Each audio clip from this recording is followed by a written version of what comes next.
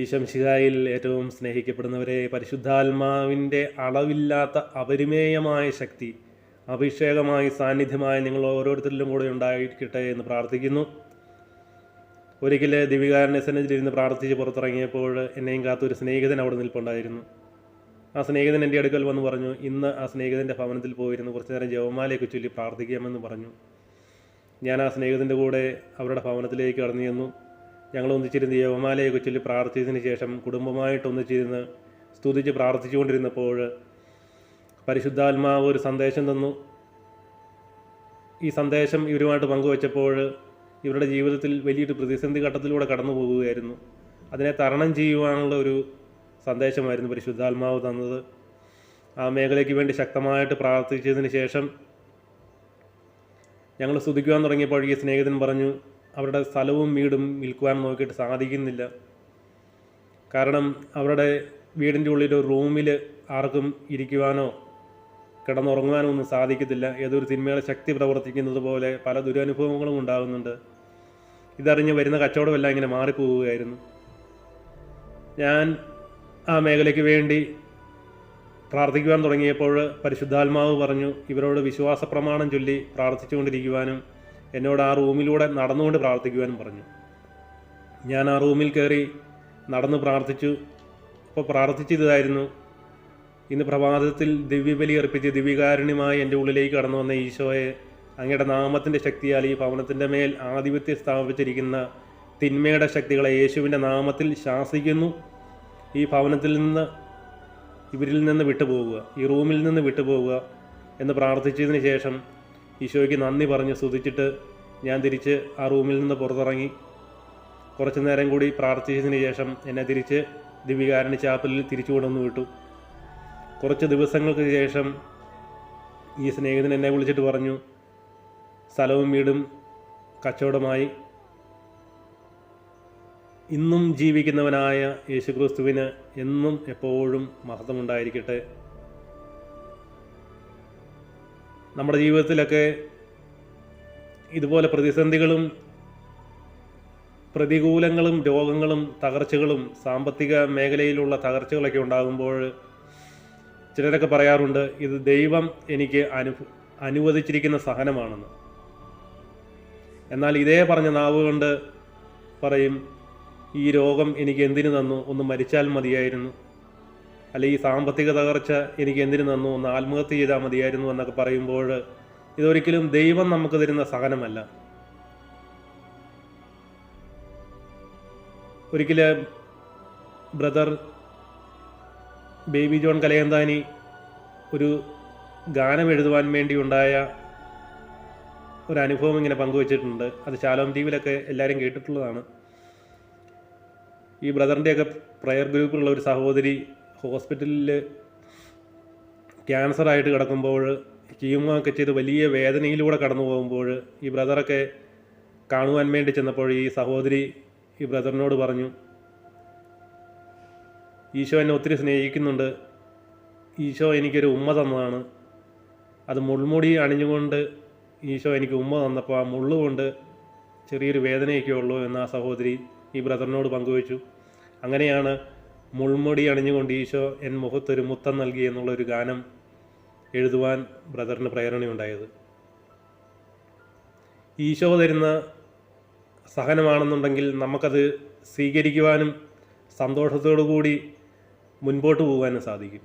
ഞാൻ അറിയുന്ന ഒരു സ്നേഹിതൻ സാമ്പത്തികമായിട്ട് ഒത്തിരി തകർച്ചയിലൂടെയാണ് ആ സ്നേഹിതൻ കടന്നു പോകുന്നത്.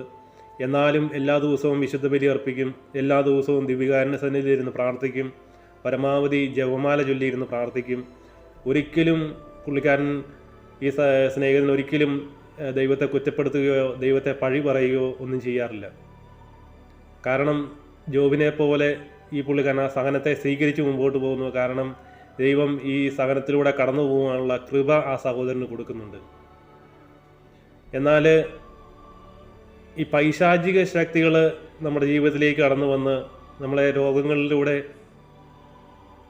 അല്ലെ സാമ്പത്തികമായ ഞെരുക്കങ്ങളിലൂടെ കുടുംബ തകർച്ചകളിലൂടെയൊക്കെ കടന്നു പോകുമ്പോൾ നമ്മൾ സുവിശേഷത്തിൽ ഈശോ ദുരാത്മാക്കളെ അല്ല പൈശാചിക ശക്തികളെ ശാസിക്കുന്നതായിട്ട് സുവിശേഷത്തിൻ്റെ പല ഭാഗങ്ങളിലും നമ്മൾ വായിക്കാറുണ്ട്. ബാലനായ ഒരു മകനിൽ നിന്ന് അപസ്മാരമുണ്ടാക്കുന്ന ദുരാത്മാവിനെ ഈശോ ശാസിക്കുന്നതായിട്ട് നമ്മൾ കാണുന്നുണ്ട്. കാറ്റിനെ ശാസിക്കുന്നു. അന്ത്രയോസിൻ്റെ അമ്മായിമ്മ പനിയായിട്ട് കിടന്നപ്പോൾ ആ പനിയെ ശാസിക്കുന്നു. രോഗത്തിൻ്റെ മേൽ, വ്യക്തികളിൽ പ്രവർത്തിക്കുന്ന തിന്മയുടെ ശക്തികളുടെ മേൽ, പ്രകൃതിയുടെ മേൽ ഈശോ ശാസിക്കുന്നതായിട്ട് നമ്മൾ കാണുന്നുണ്ട്. ഇതുപോലെ നമ്മുടെ ജീവിതത്തിലേക്ക് ഈ പ്രതിസന്ധികളും പ്രതികൂലങ്ങളും ഒക്കെ ഉണ്ടാകുമ്പോൾ നമ്മളും ഇതിനെ ശാസിച്ച് ഈ തിന്മയുടെ ശക്തികളെ പുറത്താക്കണം. നമ്മൾ ഈ വഴിയിലൂടെയൊക്കെ യാത്ര ചെയ്യുമ്പോൾ ചില പട്ടികളൊക്കെ നമ്മുടെ അടുത്തേക്ക് വരും. അപ്പോൾ നമ്മൾ ആദ്യമേ ഷൂ എന്ന് പറഞ്ഞ് ഓടിക്കും. പിന്നെ അടുത്തോട്ട് വരുമ്പോഴത്തേനും കൈ കൊണ്ടിങ്ങനെ എറിയുന്ന പോലെ കാണിക്കും. പിന്നെ അടുത്തോട്ട് വന്നു കഴിഞ്ഞാൽ ചിലർ ഓടും, ചിലർ അടുത്തെവിടെയെങ്കിലും കല്ലോ കമ്പോ കിടപ്പുണ്ടെങ്കിൽ അതെടുത്ത് എറിയുമോ അല്ലെങ്കിൽ അടിച്ചോ അതിനെ ഓടിക്കും. ഇതുപോലെ നമ്മുടെ ജീവിതത്തിലേക്ക് പൈശാചിക ശക്തികൾ കടന്നു വരുമ്പോൾ നമ്മളതിനെ ശാസിച്ച് പ്രാർത്ഥിക്കണം. ഒന്ന് പ്രാർത്ഥിക്കുമ്പോൾ ഇത് പോയില്ലെങ്കിൽ വീണ്ടും അതിനെ ശാസിച്ച് പ്രാർത്ഥിക്കണം. ഇതിനെ കണ്ട് ഒരിക്കലും ഭയപ്പെടരുത്. ലൂക്കായുടെ സുവിശേഷം 10-ാം അധ്യായം 19-ാം വാക്യം, ഇതാ പാമ്പുകളുടെയും തേളുകളുടെയും ശത്രുവിൻ്റെ സകല ശക്തികളുടെയും മീതെ ചവിട്ടി നടക്കാൻ നിങ്ങൾക്ക് അധികാരം തന്നിരിക്കുന്നു, ഒന്നും നിങ്ങളെ ഉപദ്രവിക്കുകയില്ല. ഈ പാമ്പിൻ്റെ പ്രത്യേകത, പാമ്പ് നേരെ നിന്നാണ് നമ്മളെ ആക്രമിക്കുന്നത്. ഈ തേളിൻ്റെ പ്രത്യേകത എന്ന് പറയുമ്പോൾ തേള് അതിൻ്റെ കൈ കൊണ്ട് നമ്മളെ ആക്രമിക്കുമെന്ന് ഓർത്ത് നമ്മൾ പേടിച്ചിരിക്കുമ്പോൾ, എന്നാൽ ഇതിൻ്റെ പുറകിലുള്ള വാലുകൊണ്ടാണ് നമ്മളെ കുത്തി ഇത് ആക്രമിക്കുന്നത്. പൈശാചിക ശക്തികൾ മുമ്പിൽ നിന്നും പിൻപിൽ നിന്നും നമ്മളെ ആക്രമിക്കുമ്പോൾ അതിൻ്റെ മേലെല്ലാം നമുക്ക് കർത്താവ് അധികാരം തന്നിരിക്കുകയാണ്. നമ്മുടെ ഈ നാവ് കൊണ്ട് നമ്മളിതിനെ ശാസിക്കുമ്പോൾ പൈശാചിക ശക്തികൾക്ക് ഒരിക്കലും നമ്മുടെ കുടുംബത്തിലോ അല്ല വ്യക്തി ജീവിതങ്ങളിലോ നമ്മുടെ ബിസിനസ് മേഖലകളിലോ ഒന്നും പ്രവർത്തിക്കാൻ സാധിക്കില്ല.